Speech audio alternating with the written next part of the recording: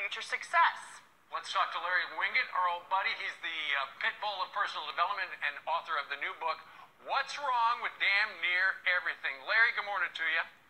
Good morning. So, you know, as kids set up for college, you know, a lot of them will have debt at the end. Ultimately, college is not for everybody, is it?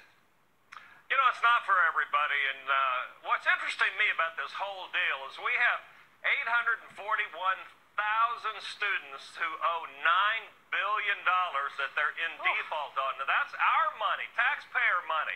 And I think that happens when the American dream is that your kid go to college.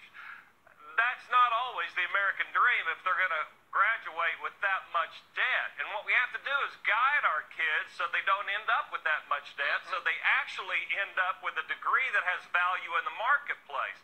And there are other options. Larry, what do you think is fueling this problem? It seems like the student debt issue has really ballooned in the past decade. Is it a result of too much free money, which is student loans, the federal government being in charge of them, and then people not having the money when they get out of school with the degrees they're pursuing to pay it back? I think it's all of those things. I also think that college just costs too darn much. And I think we got to bring down the price of college.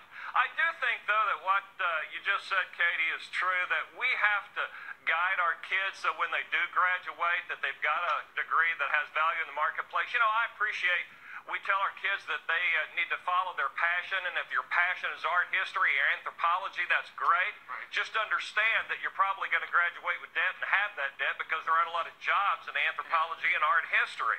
And so you need to look at things like, you know, I have one kid who went to college, one kid who went to the military. He went to the military, and the nice thing is when you get out of the military, you come away with a GI Bill, and then that will pay for college. Exactly right.